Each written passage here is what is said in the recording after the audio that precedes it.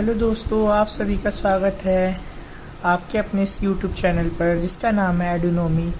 आज हम सभी इस पे बीएड एंट्रेंस का एग्ज़ाम टेस्ट पेपर सॉल्व करने वाले हैं, जिसमें हम जनरल नॉलेज के 50 प्रश्नों को देखेंगे। और ये जो क्वेश्चन पेपर है ये एचएनबी यूनिवर्सिटी का है जो 2024 में हुआ है। आप सभी इससे देख के आप अगर आपने परीक्षा दी है तो आप सभी चेक कर सकते हैं कि आपके कितने प्रश्न सही गए हैं। और अगर आप बाद में इस वीडियो को देख रहे हैं तो आने वाली जो परीक्षाएं हैं आपकी बीएड की, श्री देव सुमन और अदर यूनिवर्सिटी की, आप किसी भी स्टेट में हो तो आपको वहाँ भी काफ़ी ज़्यादा इस प्रश्न पत्र से हेल्प मिलेगी। क्योंकि जैसा कि हम सभी जानते हैं कि एचएनबी यूनिवर्सिटी एक सेंट्रल लेवल की यूनिवर्सिटी है, तो आपको काफ़ी सारे बीएड के एंट्रेंस टेस्ट में आपको काफ़ी हेल्प मिलेगी।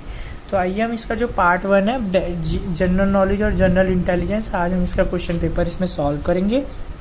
तो देखिए, सबसे पहला आपके सामने जो प्रश्न है वो है आपके पास, किस भारतीय वैज्ञानिक ने प्रदर्शित किया था कि पौधे दर्द महसूस करते हैं और संवेदनाएं रखते हैं।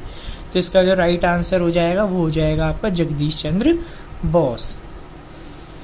इसके अलावा जो नेक्स्ट क्वेश्चन है फिर आपके पास जो है वो है आपका, किस केंद्रीय मंत्रालय ने संगठन से समृद्धि योजना शुरू की।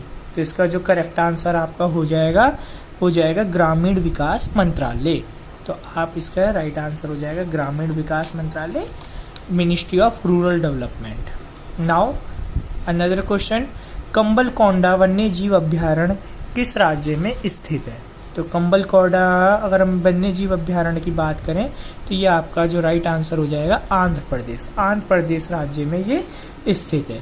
इसके अलावा हमारे पास जो नेक्स्ट क्वेश्चन है वो है आपका, राष्ट्रीय पंचायत पुरस्कार सप्ताह किस माह में मनाया जाता है। तो राष्ट्रीय पंचायत पुरस्कार सप्ताह आपका जो मनाया जाता है वो आपका मनाया जाएगा अप्रैल में। नेक्स्ट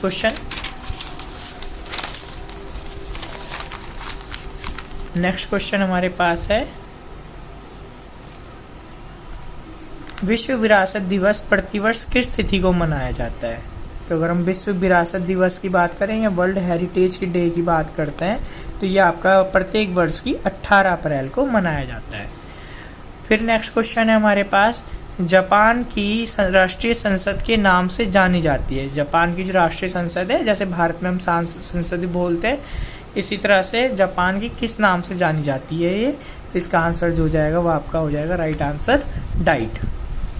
विश्व पृथ्वी दिवस 2024 का विषय थीम क्या है। इंग्लिश में अगर हम बात करें तो वर्ल्ड अर्थ डे, जो कि आपको पता होगा कि किस तारीख को मनाया जाता है। तो ये 5 जून को मनाया जाता है, ठीक है। तो इसके अंदर अगर हम बात करें कि 2024 की इसकी थीम क्या है तो हो जाएगा ग्रह बनाम प्लास्टिक या प्लानेट वर्सेस प्लास्टिक, इसका राइट आंसर हो जाएगा। फिर उसके बाद आपका जो नेक्स्ट क्वेश्चन है वह चावल की खेती का सबसे पहला साक्ष्य निम्नलिखित में किस घाटी से मिलता है। तो ये अगर आपका राइट आंसर हो जाएगा इसका बेलन घाटी। Earliest evidence of rice cultivation comes from which among the following valleys, that is बेलन वैली। नाउ इम्पोर्टेंट क्वेश्चन जिसका अधिकांश बच्चे अगर आपको आंसर नहीं आएगा तो आप गलत देंगे।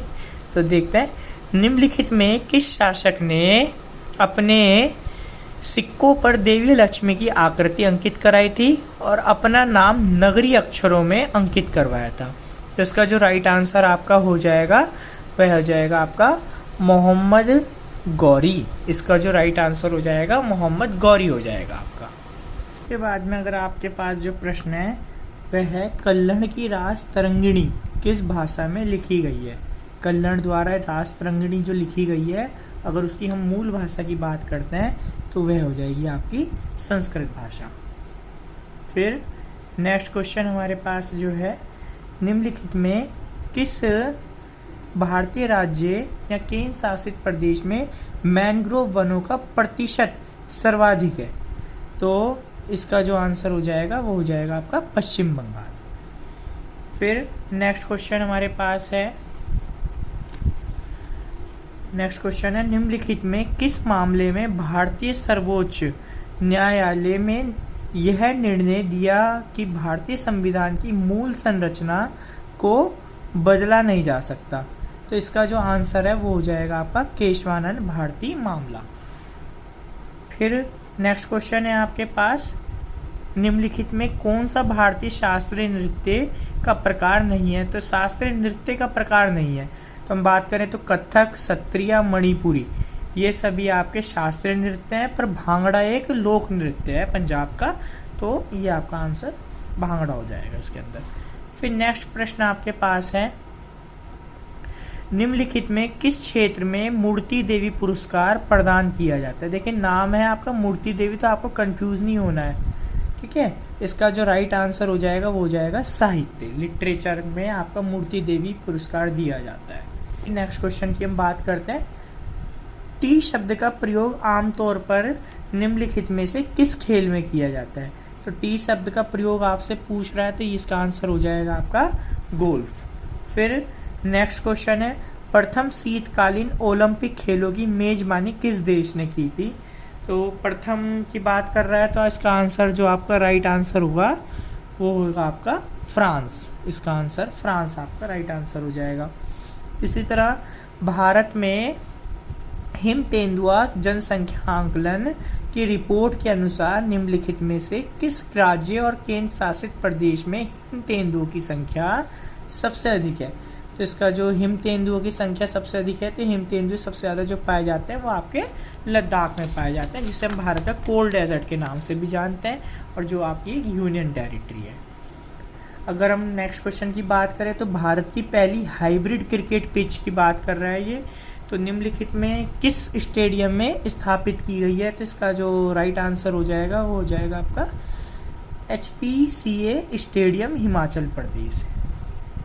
नेक्स्ट क्वेश्चन आपके पास है कि भारतीय संविधान की प्रस्तावना में स्वतंत्रता, समानता और बंधुत्व के आदर्श किस देश के संविधान से लिए गए हैं?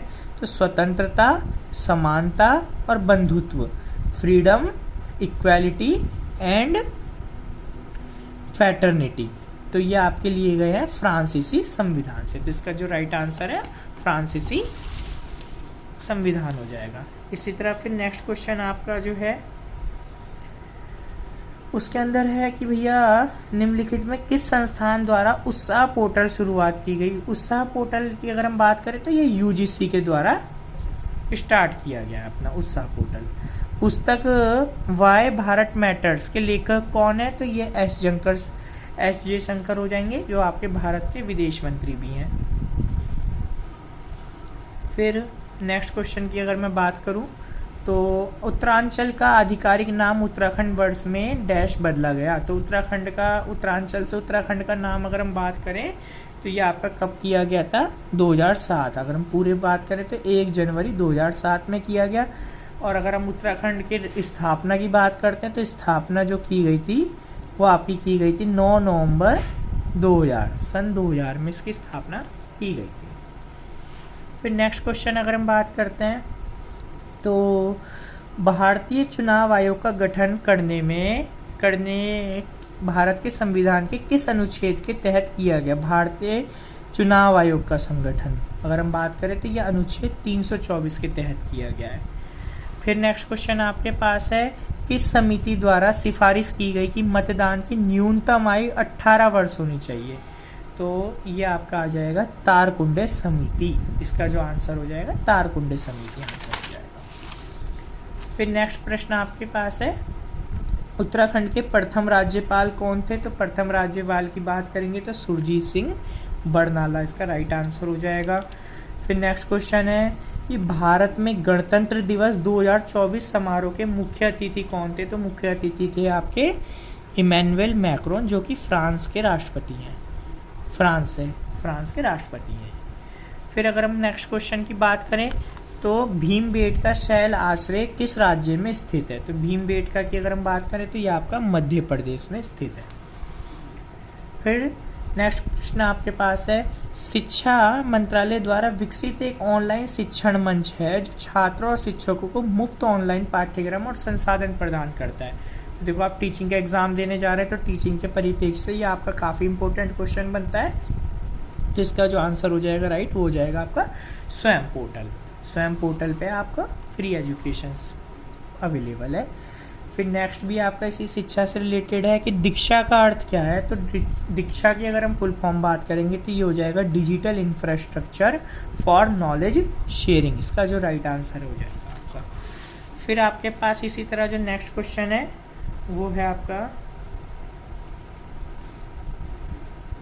कि ऑपरेशन करुणा शुरू किया था। तो ऑपरेशन करुणा भारत में किस देश की सहायता के लिए स्टार्ट किया था।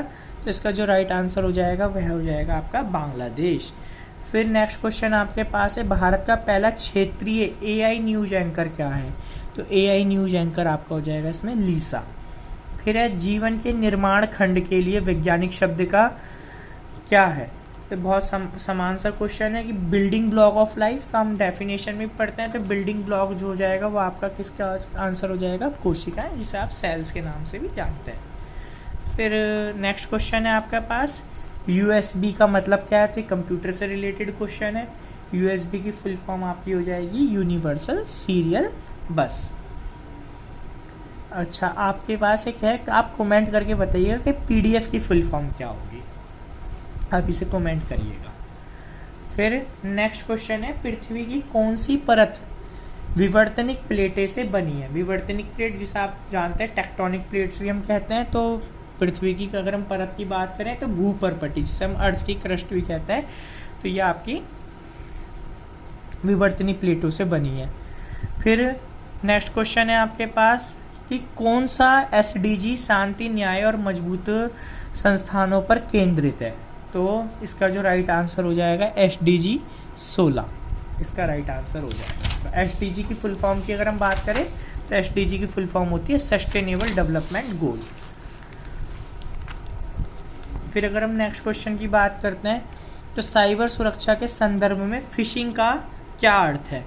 तो फिशिंग की अगर बात करी गई है तो फिशिंग का जो राइट आंसर हो जाएगा वो हो जाएगा व्यक्तियों को धोखा देने के लिए फर्जी मेल भेजना।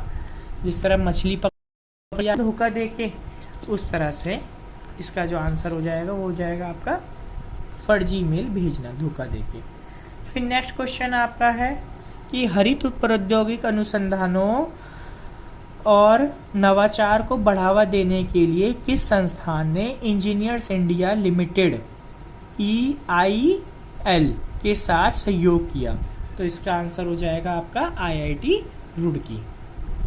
फिर नेक्स्ट क्वेश्चन है आपके पास कि भाषणी निम्न में से किस से संबंधित है। नाम में ये देखिए भाषणी, तो इसका आ जाएगा AI संचालित भाषा अनुवाद उपकरण। इसका जो राइट आंसर होगा C आंसर, इसका राइट आंसर हो जाएगा। इसी तरह 39 वोट फ्रॉम होम पहल किस राज्य के विधानसभा चुनाव में पहली बार शुरू की गई। तो ये शुरुआत हुई है इसकी उत्तराखंड। उत्तराखंड में भी कौन से जिला में, तो उत्तरकाशी में सर्वप्रथम इसकी स्टार्टिंग की गई है। फिर है ICC पुरुष क्रिकेट विश्व कप 2023 किसने जीता। तो इसमें आपका जो आंसर हो जाएगा वह हो जाएगा ऑस्ट्रेलिया। और ऑस्ट्रेलिया वर्सेस इंडिया के बीच में मैच खेला गया था जिसमें ऑस्ट्रेलिया ने जीत हासिल की। फिर नेक्स्ट क्वेश्चन आपके पास है निम्नलिखित में से किस बीमारी को विशेषता याददाश्त की पूर्ण हानि कहा जाता है। तो याददाश्त की पूर्ण हानि के लिए आपका आंसर आ जाएगा एमनेशिया। और आपको ध्यान रखना अगर थोड़ी बहुत भी भूलने की आदत होती है तो भूलने की आदत के लिए हम डायमनेशिया यूज़ करते हैं। फिर उसके बाद में आपके पास जो नेक्स्ट प्रश्न है वो है वायु की गति मापने के लिए सामान्यतः किस उपकरण का उपयोग किया जाता है। तो आपका इसका जो राइट आंसर हो जाएगा वो एनीमोमीटर हो जाएगा। और ध्यान रखिएगा बैरोमीटर जो होता है वो एटमॉस्फेरिक प्रेशर को मेज़र करने के लिए होता है, जिसे हम हिंदी में वायुमंडलीय दाब भी कहते हैं। फिर है नीति, अच्छा हाइग्रोमीटर की अगर मैं बात करूँ तो हाइग्रोमीटर जो होता है ह्यूमिडिटी को मेज़र करने के लिए होता है। तो अगर पूछा जाए तो आप याद रखना। फिर है नीति आयोग का गठन कब हुआ था। तो नीति आयोग का अगर हम गठन की बात करें तो ये 1 जनवरी 2015 में हुआ था। नीति आयोग के बारे में ये भी पूछा जाता है कि इसका हेड कौन होते हैं। तो इसका नीति आयोग के जो हेड होते हैं वो होते हैं आपके PM, देश के प्राइम मिनिस्टर, ठीक है। और अगर हम इससे पूछते हैं तो ये संवैधानिक और असंवैधानिक है। तो ये असंवैधानिक आपका होता है, मतलब ये अनकॉन्स्टिट्यूशनल है। फिर है कि भारत के चुनाव आयोग की स्थापना हुई थी। भारत के चुनाव आयोग की स्थापना कब हुई थी? तो इसका आंसर हो जाएगा आपका 25 जनवरी 1950। अच्छा, इसी दिन को 25 जनवरी को हम जो सेलिब्रेट करते हैं वो ध्यान रखना आप, नेशनल वोटर्स डे भी हम सेलिब्रेट करते हैं। नेशनल वोटर्स डे के नाम से भी हम इस दिन को सेलिब्रेट करते हैं, 26 जनवरी से एक दिन पहले। चाणक्य के नाम से, चाणक्य किस नाम से और जाने जाते थे? तो चाणक्य का ये आपका बहुत सरल सा प्रश्न है, तो ध्यान रखिएगा कौटिल्य और विष्णुगुप्त दोनों के नाम से इन्हें जाना जाता था। तो इसका जो राइट आंसर हो जाएगा वो हो जाएगा आपका डी, इसका राइट आंसर हो जाएगा। फिर है आपके पास नेक्स्ट क्वेश्चन है कि वह राष्ट्रीय नेता जिनके जन्म दिवस 11 नवंबर को हर वर्ष राष्ट्रीय शिक्षा दिवस के रूप में मनाया जाता है। तो 11 नवंबर को किनका हैप्पी बर्थडे आता है? तो आपको ध्यान रखना है, ये है मौलाना अबुल कलाम आज़ाद, और इन्हीं को हम राष्ट्रीय शिक्षा दिवस के नाम से जानते हैं। और 5 सितंबर को अगर हम बात करें तो इस दिन टीचर्स डे के रूप में बनाया जाता है, और जो कि किसके टीचर्स डे को हम जानते हैं, और ये किसके उसमें बनाया जाता है? तो डॉक्टर सर्वपल्ली राधाकृष्णन। तो ये आपको याद रखना है, डॉक्टर सर्वपल्ली राधाकृष्णन के रूप में इसे उनके जन्मदिन के रूप में हम टीचर्स डे बनाते हैं। फिर है केंद्रीय विश्वविद्यालय अधिनियम कब प्रभाव में आया था? तो सेंट्रल यूनिवर्सिटी एक्ट CUA, ये आया था आपका 15 जनवरी 2009 को। इसका राइट आंसर बी हो जाएगा। फिर अगर हम नेक्स्ट प्रश्नों की बात करें तो नेक्स्ट प्रश्न आपके हैं, भारत के निम्नलिखित मुख्य न्यायाधीशों में से किसने भारत के राष्ट्रपति के रूप में भी कार्य किया है? मतलब मुख्य न्यायाधीश CJI तो रहे हैं भारत के, और साथ में वो प्रेसिडेंट ऑफ इंडिया की तरह भी उन्होंने कार्य किया। तो इनका जो आंसर हो जाएगा वो हो जाएगा M हिदायतुल्लाह। इनका जो राइट आंसर हो जाएगा वो A हो जाएगा आपका। ठीक है, फिर नेक्स्ट प्रश्न की मैं बात करूँ तो प्रथम राष्ट्रमंडल खेलों को 1930 में किस देश ने आयोजित किए थे? तो कॉमनवेल्थ गेम के बारे में पूछ रहा है। फर्स्ट कॉमनवेल्थ गेम किस देश ने आयोजित किए थे? तो इसका जो राइट आंसर हो जाएगा वो हो जाएगा आपका कनाडा। फिर है भूकंप की तीव्रता डैश में मापी जाती है। अब देखिए इसका जो राइट आंसर हो जाएगा वो हो जाएगा आपका मर्कली स्केल। तीव्रता की बात करेंगे तो हम इसका मर्कली स्केल हो जाएगा। और मैग्नीट्यूड की बात करें, अगर हम बात करें मैग्नीट्यूड, भूकंप की मैग्नीट्यूड या परिमाण की बात करते हैं तो वो आ जाएगा आपका रिक्टर स्केल में, उसका फिर आंसर हो जाता है रिक्टर स्केल। पर तीव्रता की बात करें कि कितना तीव्रता फास्ट, तो उसके लिए आपका आ जाएगा मर्कली स्केल। तो नेक्स्ट वीडियोज़ में हम बात करेंगे आपका इसके रीजनिंग की बात करेंगे, और इसके जो जनरल हिंदी है, जनरल इंग्लिश है, वो सभी आपके इसमें हम पेपर को डिस्कस करेंगे। फिलहाल इतना ही। अगर आपको वीडियो अच्छी लगी हो और जानकारी इन्फॉर्मेटिव लगी हो तो आप हमारे चैनल को सब्सक्राइब करें, और अगर आपको शेयर भी कर सकते हैं आप। ठीक है, थैंक यू।